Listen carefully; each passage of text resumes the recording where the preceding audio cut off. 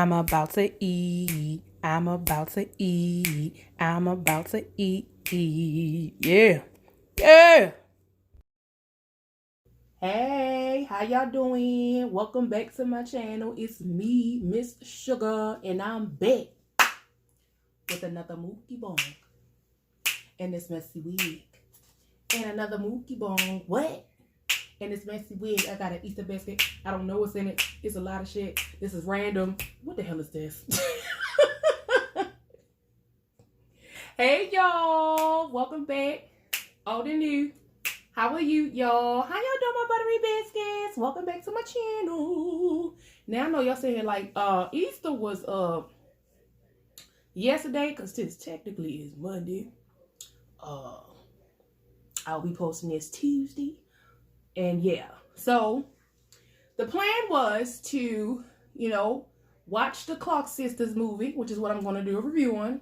Have an Easter basket and do a review on that exact day, but it didn't work out that way. So yesterday, short story, I got a random text. Yes, it was very random, by someone who I haven't talked to in God knows how long. He knows who he is because he's the one who gave this to me. So this is a gift. And it's funny how it came about because I went on live on the gram, that is the Instagram live. And I remember talking to my friends on there, and he happened to pop up in there. And I remember one of the things I was talking about was the Easter basket I wanted for if I was to do a mukbang on it. And it would have the, Easter bunny and the chocolate covered bunny and all that good stuff. And I would have a chicken sandwich. And yesterday I had gotten a random text from the same guy who gave me this, saying, hey, can I bring you an Easter basket? I'm like, so I just got this like 5 minutes ago. And look, we're going to see what this is about and talk about the Clark Sisters movie at the same time. That man gets on my nerves. So I'm going to say. So this is a gift from Sir. Or PB. We can call you PB. So thank you, sir. So we got all of this here. We got the Fil-A sandwiches. Looks like he got me 3 of them. Oh, wait, what's in here? Oh, it's heavy. What's in here? What the hell? Wait, I need to do, no, wait, before you do that, girl, you need to pray. Pray over the basket, Jesus. Okay. Lord, we thank you for this here Easter basket, Jesus. Lord, we rebuke the Rona once again. And God bless sir for bringing this to me, even though he gets on my daggone nerves. He gets on my nerves. But thank you. It was so nice because he didn't have to do this. So bless his heart. And I hope he is safe out there and sound and whatnot. And I hope I enjoy this basket and good stuff. So we say all these things. Your precious name. Pray, amen. Hallelujah. Thumbnail. So yes, we are going to talk about this Clark Sisters, the First Ladies of Gospel movie, which I thoroughly enjoyed, by the way. Thought I'd add that up there. But we going to see what's in here. I don't know what this...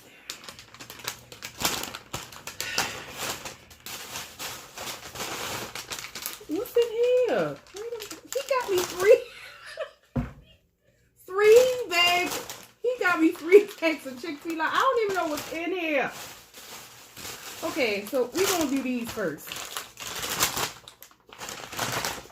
These nuggets, Jesus. He got me nuggets, too. He got me nuggets and napkins. You know what would really top this off? He got me some ice. I know this is a chicken sandwich. What's in here though? It's candy. He got me 4 sandwiches. No, 3 sandwiches and nuggets. Just because he knows I'm fat and greedy. He also got me this. It's in here. A Godiva chocolate Easter bunny. Merry Resurrection Sunday. We're belated. What is these bubbles, Jesus?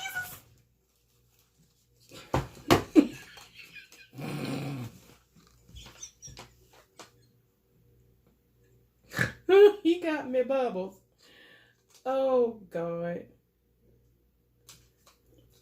For 18 months. He must have got this from somewhere and added this stuff to it because he was listening to my conversation. Now, I don't like jelly beans, but he couldn't possibly know that, so I'm going to give this to my mama because I know she likes jelly beans. Oh, he got me.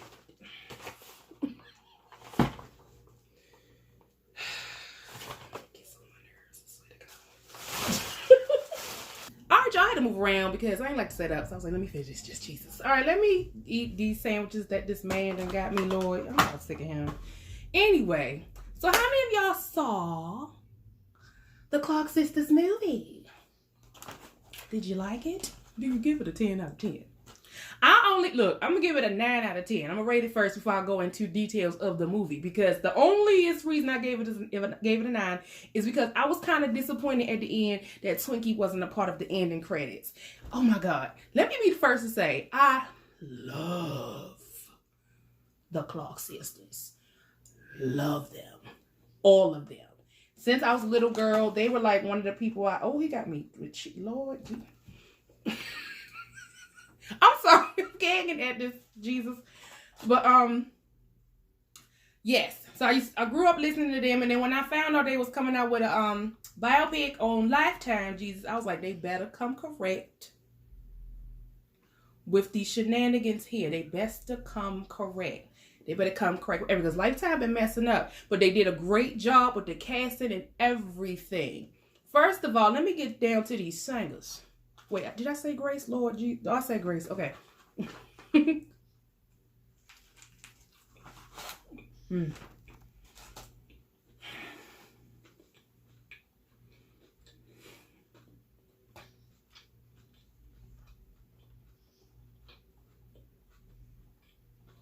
I ain't go for Fil-A.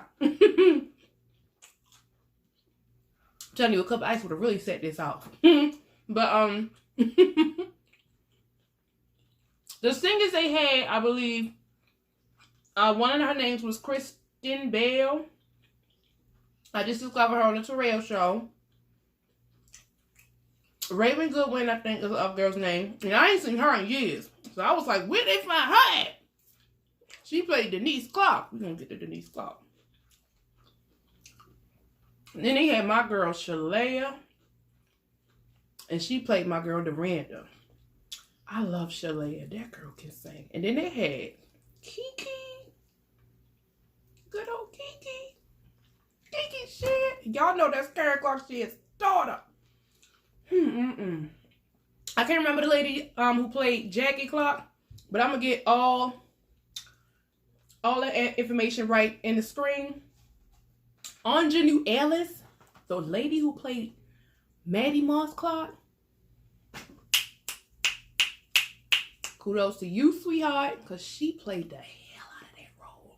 She looked damn near like Maddie. She played that. And I heard that before they had started doing all the actual filming and stuff, when they when the Clark Sisters met the actual cast, that when they saw Ingenue Ellis in the form of her mother, Maddie Moss Clark, they got emotional. And it said that Dorinda Clark Cole hugged Ingenue and wouldn't let her go.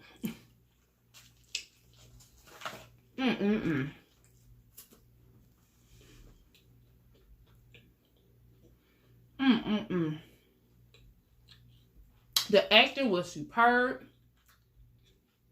The storyline was superb. Lifetime got it right with the wigs. They actually had actual singers, and they were singing Jesus.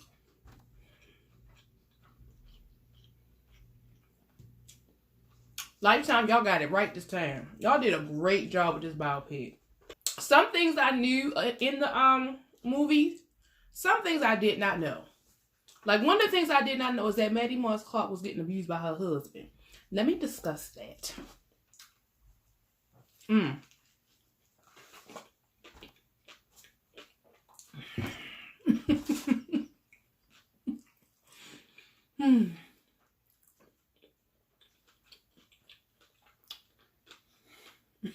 Sorry, y'all.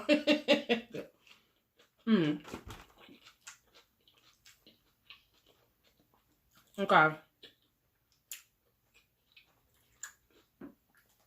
Now, from what I got from Maddie Moss Clark's character, she seemed like a stern woman who was ambitious, and she saw a gift in her children, and she loved Jesus. She loved the Lord, and she wanted to instill all of that inside her babies. They were all talented in their own way. What I liked about Maddie Moss Clark is that she saw each and every one of their strengths and weaknesses, but she used it to their advantage and she pushed them in it. It's like she saw who was good at what, and she put them in the direction that she felt like they should go. And she always uplifted them. She was strict though. When she threw that shoe,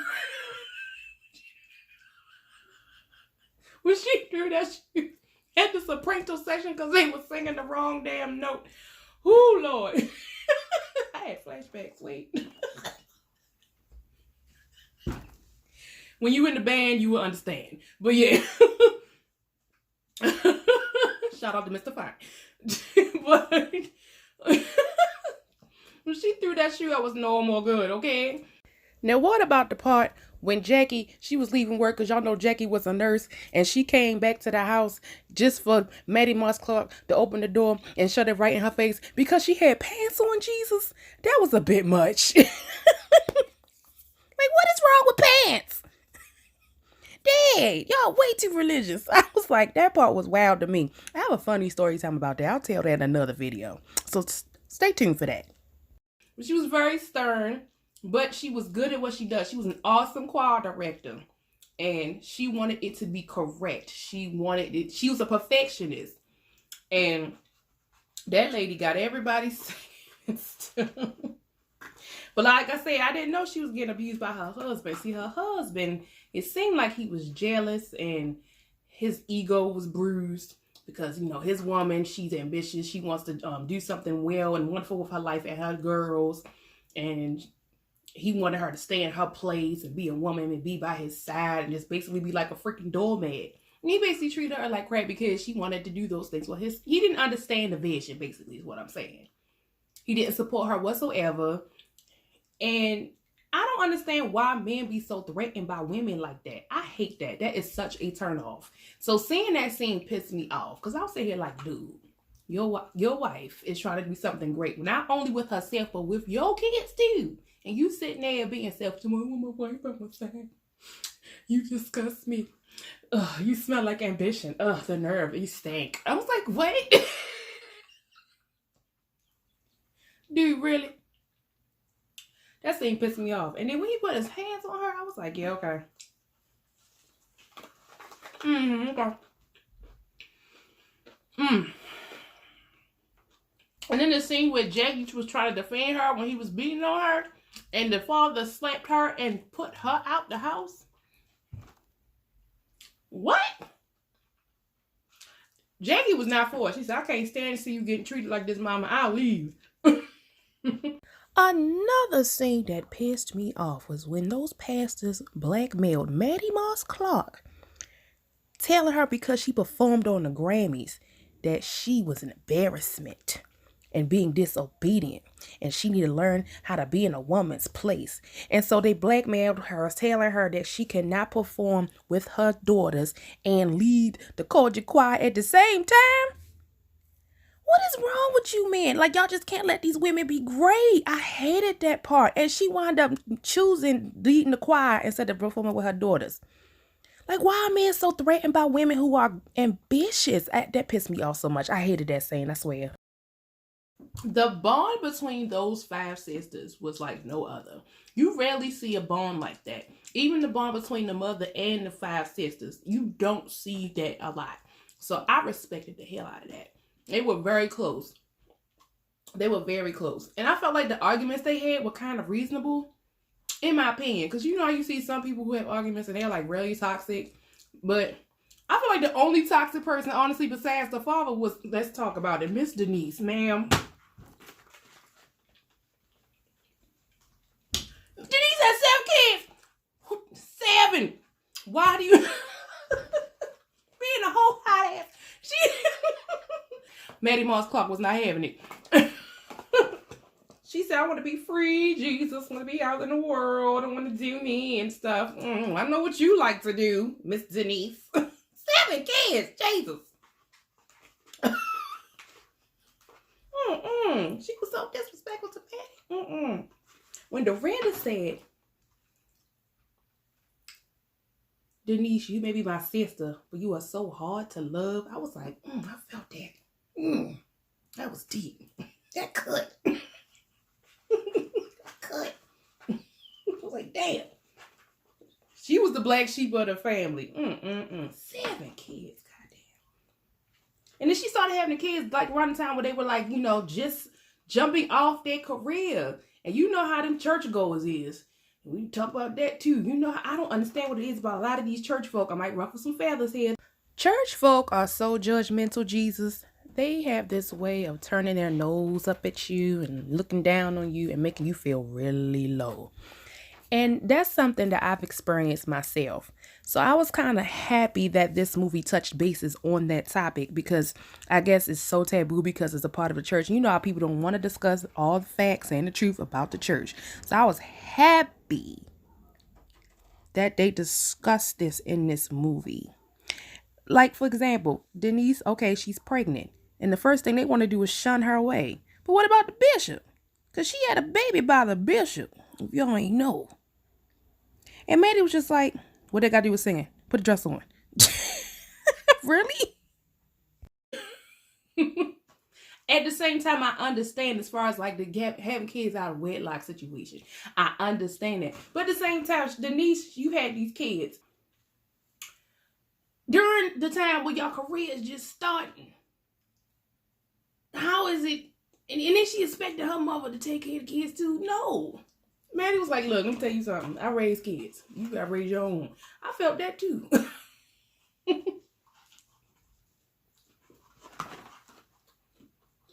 And Denise had the nerve to have some animosity towards her because of that. It was like she wanted to blame everybody else for the choices that she's telling y'all she's going to make. And she wound up leaving the group. And then Twinkie and the rest of them, Twinkie, Dorinda, Karen, Jackie, they wound up holding tight after a while. They made history in this whole gospel world. But it was a little bit of drama in that. Let's talk about Miss Twinkie. Twinkie, you've got a man that shows you some attention. All of a sudden, you making crazy and drastic decisions. How was it? Before we get to the relationship, how was it that she felt the need to sell her catalog and thought that was okay to do? And y'all saw the scene where Karen was approached by the same guy that approached her. And Karen was like, we good. I'm going to talk to my mama. But the minute that he goes to talk to Twinkie, Twinkie fell for it. And she sold a catalog for a damn car. Ma'am, a car. All that work she put in, you sold your catalog for a Cadillac or Lexus, Lincoln, whatever that car was, Jesus. That was just not smart. I did not know she did that. I did not know Twinkie sold her daggone catalog. That I didn't know. That was crazy. I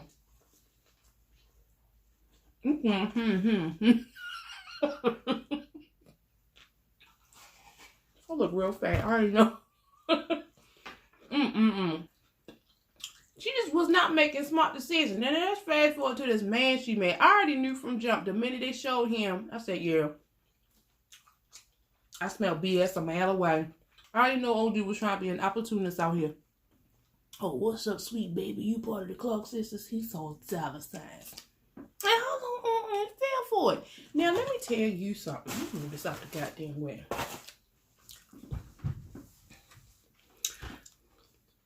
Twinkie, let me talk to you. Albernita, let me talk to you. The old you. You mean to tell me you meet this man, he shows you all the Asian in the world, and you all like, oh, I'm in love and all this other stuff. And you decide to move to freaking North Carolina with this random dude. And then the minute you tell your mother why he there, he comes barging in, trying to take you away from your mama. And then you sit there and watch as this same dude pushed your mama. Ebony, you had to cut these hands. You and the dude. Both of y'all. Twinkie, you had to catch these hands. Let me tell you something. See, nobody's finna push your mama. How you gonna sit there and let that happen?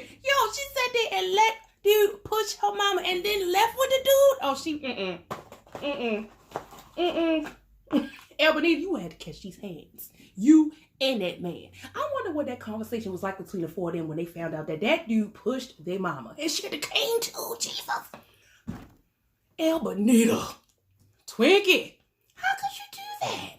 I was mad. For the rest of the movie, I was mad at Twinkie. I was so mad. I was like, yo, I need to go back in time. Because I swear for God, that dude would have caught all these hands. But then I had to slap Albany a few times too, because Albany, that's your mama. You let that man push your mama and you left with him.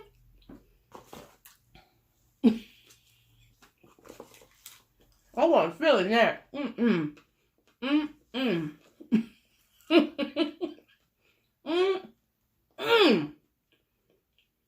That man would have had to die today. I kind of understood what the sisters were saying when they were kind of upset that Twinkie wanted to leave, because everybody else was married. With the exception of, I think Denise wasn't married at the time. I might have my information wrong, but I'm not sure.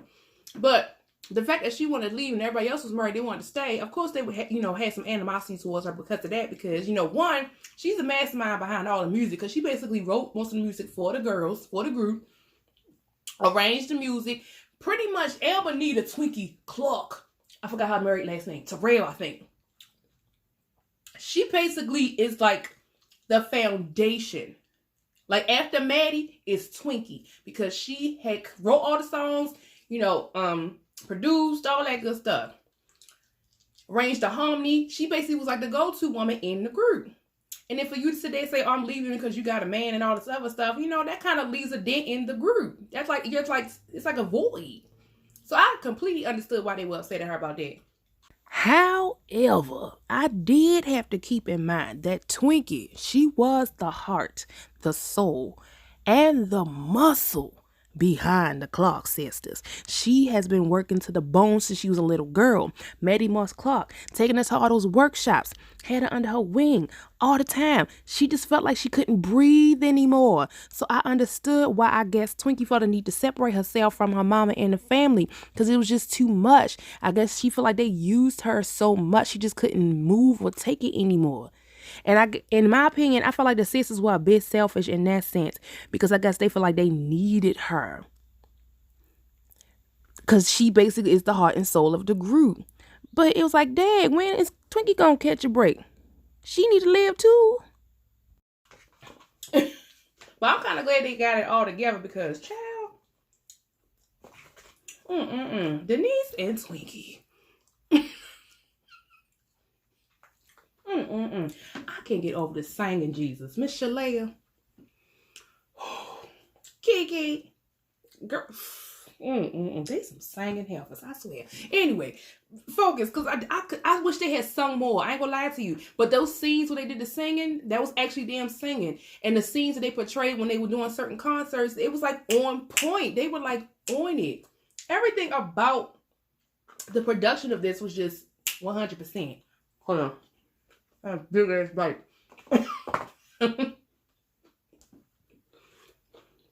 Now, can we all agree on this?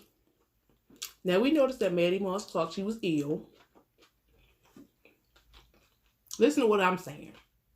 I felt like a part of her had died inside slowly when Denise and Twinkie kind of like separated themselves, not only from the group, but for the family. I understand they're older. They are allowed to live their own life. However, the direction they were going, it just wasn't the right way. And Maddie Moss Clark saw that. And she looked at it as like betrayal towards the family. However, she had a strong bond with her kids. You can tell she really loved those girls. You could tell that bond was strong. But I feel like a piece of her died slowly inside when they both left the group. So I felt like a part of that was a part of how she got ill and got sick. And I know she was a diabetic, but at the same time, I still feel like because of all that stress from them two, that kind of played a part on her soul. And it just... Am I the only one that believes that and thinks that? Because I felt like,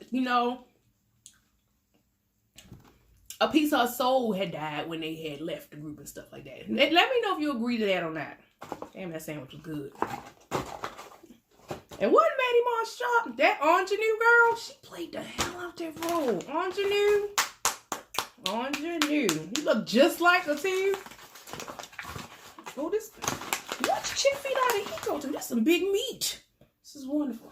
Eat this sandwich too. But yes. And it's so cute how they portrayed Karen Clark Sheard, because everybody knows she was the baby. She was so soft and soft spoken, but she had the biggest voice. She was so shy. She was always smiling. Kind of like what's the word I want to use? A little naive at times. But a few others were too. But she was like a little naive. And how cute it was when her and Drew Sheard met. They are so cute together. Now I did know about Karen almost dying from weight loss surgery, which was insane to me because she's freaking beautiful. What she need surgery for? You see those eyes and that smile? She's gorgeous. Seeing that part was sad. My favorite part with her and her scene, unfortunately, was when Maddie Moss Clark died. Now, Denise apparently showed her at this funeral. Man, where you been at? Because you pretty much left everybody in the group that had your 7 babies. And you sitting there acting a plum fool at this funeral. They had to get her ass off of that pulpit. It's like, get off. No, she on the mouth. She got to go. And I was thinking like, no, did she really come like at the funeral? At the funeral. Don't try to act like you know your mama now. It's too late. That kind of reminded me of that movie, Imitation of Life. She's sitting there acting a pure plum fool with his daggone funeral. Denise, scandalous old black sheep you. I was like, wait a minute. She really couldn't have been the funeral, Jesus. And then when they went outside, and Denise all confronting them about how she wanted to drive in the car with them, they was not trying to have no parts of that. And I ain't gonna lie to you, if that was me, I would have felt the same way. Look, I ain't got time for your shenanigans no more. You done caused so much grief to this family, to yourself. You just are so cold and mean-spirited at times and just selfish. So, no, I don't want to be around you right now. Yeah, it's my mom's funeral, but so what? I don't want to be around you either. So she like getting upset and blaming them for her problems. And then Karen had enough of her shenanigans and cussed out. When Karen said, I will knock you out, I was like, wait a minute. Because you don't think Karen Clark Sheard would really talk like that in real life. I don't think she would. You know, I really don't know her. But from the image she portrays, you know, how she, presents herself, you don't think she'd be the type of person that would be that violent. And it was like shocking to see that from her. And I'm thinking back like, imagine me being at this funeral and seeing that. And they all look beautiful and they look white. I thought that was cute how they wore all white. They look so prestige. I liked it. Anyway, so I was like, wait a minute. You wouldn't expect that from Karen. She was laying her out. She didn't even get your hand in that car. Ain't nobody going with you. And not in my mama's funeral. Sitting there cutting up at a pure plum. I ain't got time for your shenanigans. This is good. Anyway. And then when Twinkie had a nervous breakdown, she was apologizing to her mom, telling her she's sorry. I'm like, it's too late now, Twinkie. So I know Twinkie felt some type of guilt. Because at the end of the day, I know she meant no harm towards her mother. Not like how Denise was. Because they were clearly two different people. But at the same time, she kind of did have to hold herself accountable. And I guess she finally realized that, and it was just too much for her. She had a nervous breakdown. And I was like, it's too late now, Twinkie. So that part was sad to watch. And then when Dorinda, she couldn't take it no more, and she damn near killed herself. I'm glad she didn't know that. I did know that part. I knew about the, only parts I did know, I knew that Maddie Moss Clark had gotten a divorce. But I didn't know it was because of the abuse physically. I didn't know about that. I did know that Dorinda tried to kill herself because she was so distraught about her mama.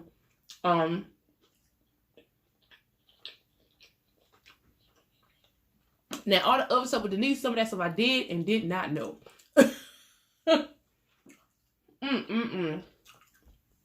That was just so sad. And throughout the movie, you could throughout the movie, you could tell that Dorinda and Jackie were like the strongest of the 5. They just had this presence about them. Especially Dorinda. This strong presence about them. They just, I don't know, they just seem like they just hold everything together. And you can tell that Jackie, she was the playful one. She's, I think she's the oldest, or Denise is the oldest. One of them is the oldest. But child, that movie was so good. Oh, it was so good. Nobody forget nothing.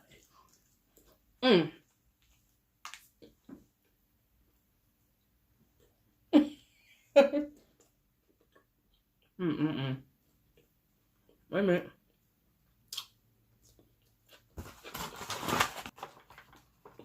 And like I was saying earlier, the part that I was disappointed the most in, to be honest with y'all.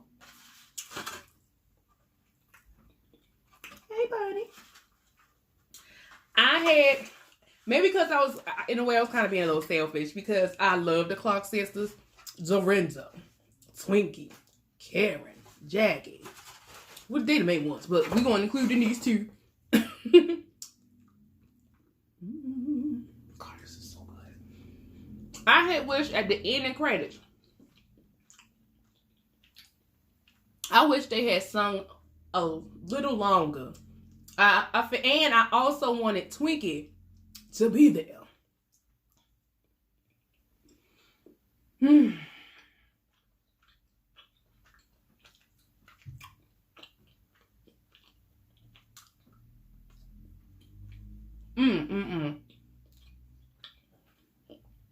Another part of me felt like Karen was holding back a little bit with her singing. I wanted her to go all in because you the Clark sisters. This y'all movie. You got to end strong with a bang. And the other time when she be performing, she be going all in vocally. I wanted her to end it. I was a little disappointed. That's the only reason why I gave the movie a 9 out of 10. Because I wanted her to like go in. And I wanted Twinkie to be there. But we all know Twinkie's sick. She's sick. She been sick for a long time. But she tired. Y'all can tell. Twinkie tired, y'all. She been doing this for like, what, 40, 50 years? With all of them? All of them. 40, 50 years?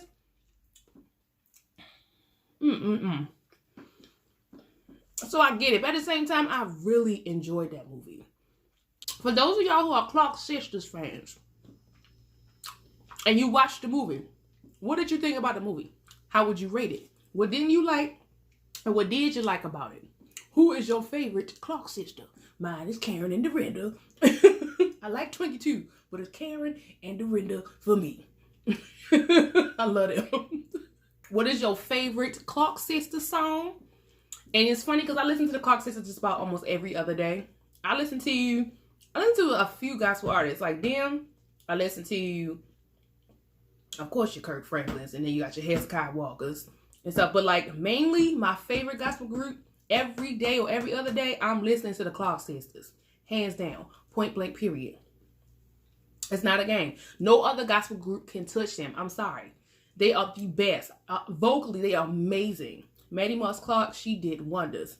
And if y'all don't even know who the Clark sisters is, y'all need to look them up. Look at all the old stuff, listen to their own music, and you will understand what I'm saying.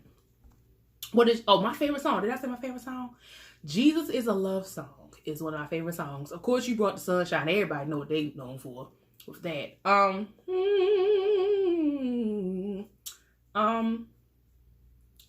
Blessed and Highly Favored, and of course, Hallelujah.